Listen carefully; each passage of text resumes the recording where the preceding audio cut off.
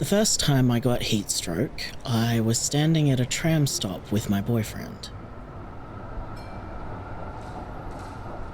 It was a really, really hot day, and I sort of theoretically knew that I was at a higher risk of heat stroke, but I didn't really think about it. After all, it hadn't happened before, and I was in my early 20s, so clearly I was immortal and it would never happen at all. I lost consciousness and crumpled to the ground. My partner immediately started panicking and trying to wake me up. Some bystanders called an ambulance, and I woke up to Amber standing over me and yelling, "You right, mate?" Because if there's one thing you can rely on in an emergency, it's the casual, unflappable friendliness of paramedics. They took me home and told me to stay inside in the cool and rest.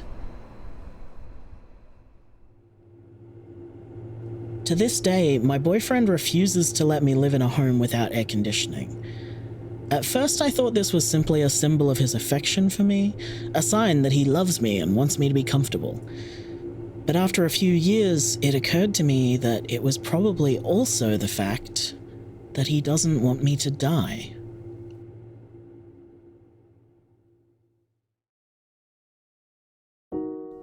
"30 degrees at midnight. Limbs flung across sweat-tinged sheets. The whisper of traffic accompanies my playlist's futile lullaby. The witching hour summons demons. Worry, fear, despair, and more. They dance around my head and heart just as artificially cooled air sweeps my skin. What will mankind's children suffer while we reminisce of safety? 30 degrees at midnight. How long until 40 or 50? The pleasures of the present have a use-by date, and it edges closer and closer each year. The beach is still too hot.